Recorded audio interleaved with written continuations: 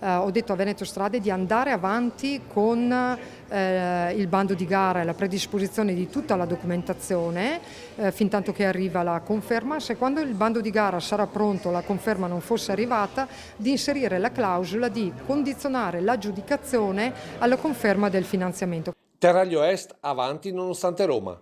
Questa è la situazione dell'arteria viaria che da anni attende il completamento con l'innesso sulla tangenziale di Treviso. Ora tutto dipende da una firma.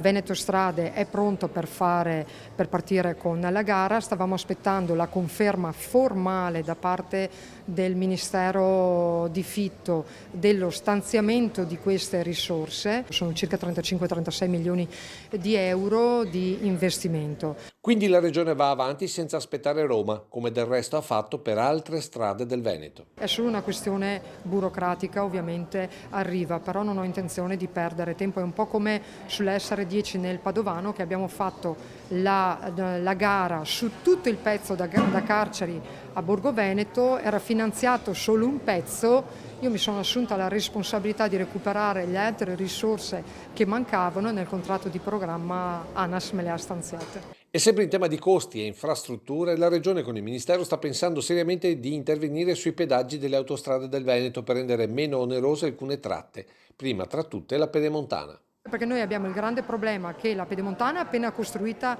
ha i pedaggi ovviamente alti, la Brescia-Padova è stata costruita 60 anni fa, ha un pedaggio praticamente inesistente, ma con un pedaggio medio, omogeneo su tutte queste infrastrutture permetterebbero di sgravare il corridoio in Veneto della Brescia-Padova a favore di un'altra infrastruttura che già esiste.